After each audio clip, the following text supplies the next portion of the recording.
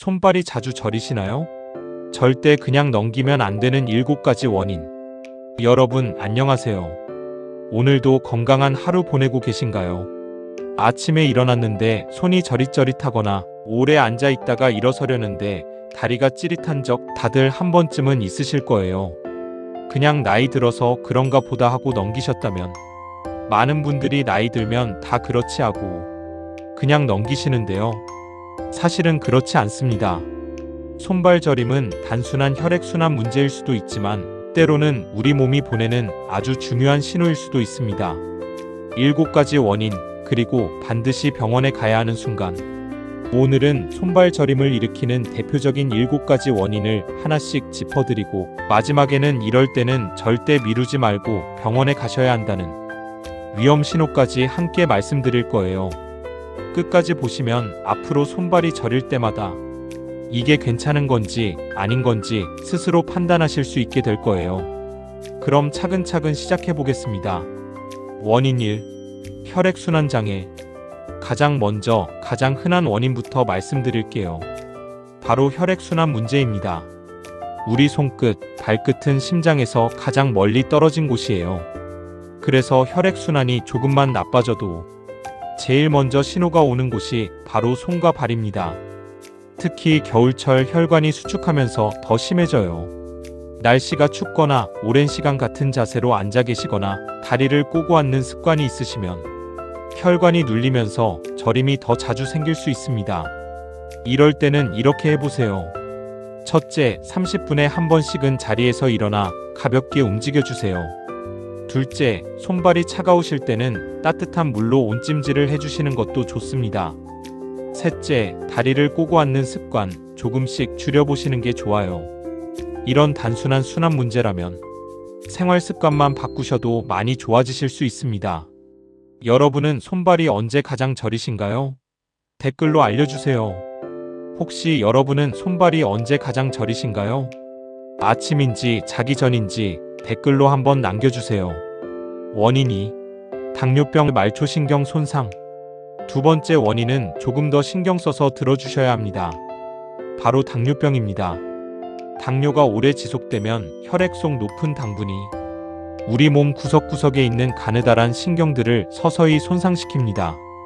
이걸 당뇨병성 말초신경병증이라고 부르는데요. 어려운 말이지만 쉽게 말하면 높은 혈당이 신경 끝을 갉아먹는다고 생각하시면 됩니다.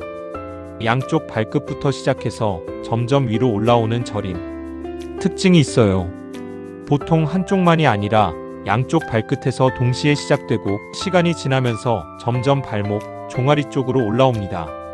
마치 양말을 신은 것처럼 감각이 둔해지거나 저리다 못해 화끈거리는 느낌이 들기도 합니다. 혈당 관리가 곧 신경을 지키는 길입니다. 이미 당뇨가 있으신 분들은 꾸준한 혈당 관리가 정말 중요합니다. 혈당을 잘 조절하시는 것만으로도 신경 손상의 진행 속도를 늦출 수 있거든요. 당뇨가 없으신 분들도 최근 갑자기 이런 저림이 시작되셨다면 한 번쯤 혈당 검사를 받아보시는 걸 권해드립니다. 원인 3. 목 디스크, 허리 디스크 신경 압박. 세 번째는 목과 허리, 즉 척추 문제입니다. 우리 목뼈와 허리뼈 사이에는 디스크라는 말랑말랑한 쿠션 같은 것이 있는데요. 이게 나이가 들면서 조금씩 닳거나 튀어나오면서 옆에 지나가는 신경을 누르게 됩니다. 목 디스크는 팔로, 허리 디스크는 다리로 저림이 뻗칩니다. 목 디스크가 있으신 분들은 목에서부터 어깨, 팔, 손끝까지 저릿한 느낌이 뻗어 내려가고, 허리 디스크가 있으신 분들은 허리에서 엉덩이, 허벅지, 종아리, 발끝까지 목이나 허리 통증, 뻣뻣함이 함께 있다면 의심해보세요. 여기서 중요한 힌트가 있는데요. 디스크로 인한 저림은 보통 목이나 허리 통증, 뻣뻣함이 함께 나타난다는 점입니다. 저림만 있는 게 아니라 목을 돌리기 힘들거나 허리를 굽히기 힘드시다면 디스크 문제를 한번 의심해 보셔야 합니다. 원인 4. 비타민 B12 부족. 네 번째 원인은 의외로 많은 분들이 모르고 지나가시는데요. 바로 비타민 B12 부족입니다. 나이가 들수록 B12 흡수 능력이 떨어집니다. 비타민 B12는 우리 신경을 건강하게 유지하는데 꼭 필요한 영양소인데요. 나이가 들면서 위장 기능이 약해지면 음식을 아무리 잘 드셔도 B12를 제대로 흡수하지 못하는 경우가 많습니다. 특히 위장약을 오래 드시고 계신 분들, 채식 위주로 식사하시는 분들은 B12 부족이 더 흔하게 나타납니다. 절임과 함께 기운이 없고 쉽게 피곤하다면 B12가 부족하면 손발 저림뿐만 아니라 쉽게 피곤하고 기운이 없고 가끔 깜빡깜빡하는 증상까지 동반될 수 있습니다. 관리법 동물성 식품 챙겨 드시기, 필요시 검사. 관리법은 어렵지 않습니다. 계란, 소고기, 생선, 유제품처럼 동물성 식품을 골고루 챙겨 드시는 게 도움이 되고요. 혹시 이런 증상이 계속되신다면 병원에서 혈액 검사로 B12 수치를 한번 확인해 보시는 것도 좋습니다. 최근 유독 피곤하고 기운이 없으셨다면 댓글로 알려주세요. 혹시 요즘 유독 쉽게 피곤하고 기운이 없으셨나요? 그런 분들은 댓글로 살짝 알려주세요. 비슷한 경험을 하신 분들이 많으실 거예요. 원인 5. 손목 터널 증후군. 5번째는 손목 터널 증후군입니다. 손목 안쪽에는 신경이 지나가는 아주 좁은 통로가 있는데요. 집안일이나 손을 많이 쓰는 작업을 오래 하시면 이 통로가 좁아지면서 신경을 누르게 됩니다. 특징 엄지, 검지, 중지 쪽이 유독 저립니다. 특징적인 증상이 있는데요. 손 전체가 아니라 엄지와 검지 가운데 손가락 쪽이 유독 저리고 감각이 둔해지는 경우가 많습니다. 밤에, 특히 새벽에 더 심해지는 이유. 그리고 재미있는 특징이 하나 더 있는데요. 낮보다 밤에, 특히 자다가 저림 때문에 깨는 경우가 많다는 겁니다.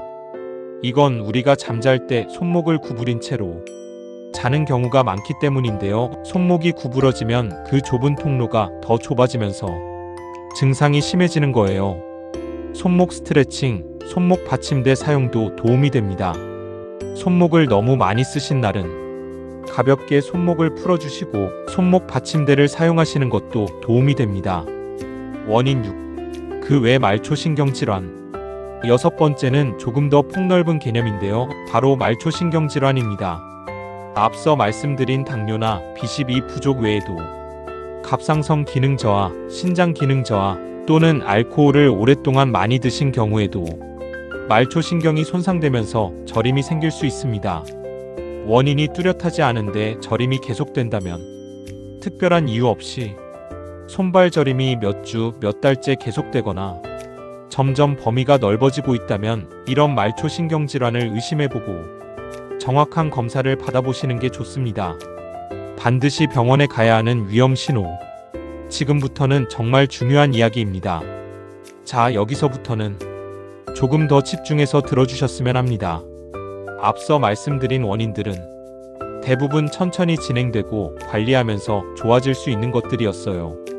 하지만 지금 말씀드리는 신호가 나타난다면 절대 며칠 지켜보자 하지 마시고 바로 병원, 특히 응급실로 가셔야 합니다. 위험 신호 1. 갑자기 몸 한쪽만 저리다. 첫째, 갑자기 몸의 한쪽, 그러니까 한쪽 팔과 한쪽 다리가 동시에 저리기 시작했다면 주의하셔야 합니다. 위험 신호 2.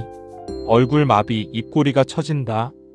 둘째, 얼굴 한쪽이 마비되거나 입꼬리가 처지는 증상이 함께 나타난다면 위험합니다. 위험 신호 3. 말이 어눌해지거나 발음이 꼬인다. 셋째, 갑자기 말이 어눌해지거나 발음이 꼬이는 느낌이 든다면 역시 위험 신호입니다. 위험 신호 4.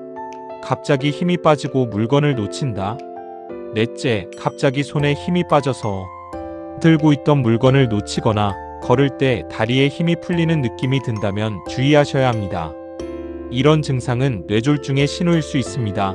시간이 생명입니다. 여러분, 이런 증상들은 뇌졸중, 즉 중풍의 신호일 수 있습니다. 뇌졸중은 시간이 정말 중요한 병이에요. 증상이 시작된 후 골든타임 안에 병원에 도착해야 치료 효과가 좋다는 것 꼭 기억해 주세요. 그러니 이런 신호가 하나라도 나타난다면 절대 망설이지 마시고 바로 119에 전화하시거나 가까운 응급실로 가셔야 합니다. 주변에 이런 증상 겪으신 분 계셨나요? 댓글로 나눠주세요. 혹시 주변에 이런 갑작스러운 저림을 경험하신 분이 계셨나요? 어떻게 대처하셨는지 댓글로 나눠주시면 다른 분들께도 큰 도움이 될 것 같습니다. 손발 저림 원인은 다양합니다. 여러분, 오늘 손발 저림을 일으키는 7가지 대표적인 원인을 함께 살펴봤습니다. 혈액순환 문제처럼 생활 습관만 바꿔도 좋아지는 경우도 있고, 당뇨, 디스크, 비타민 부족처럼 정확한 원인을 아는 것이 관리의 시작입니다. 손발 저림은 원인이 정말 다양하기 때문에 이게 무슨 병이다라고 스스로 단정하시기보다는 증상이 반복되거나 오래 지속된다면 꼭 병원에서 정확한 진단을 받아보시는 게 가장 중요합니다. 오늘부터 할 수 있는 작은 습관부터 시작해보세요.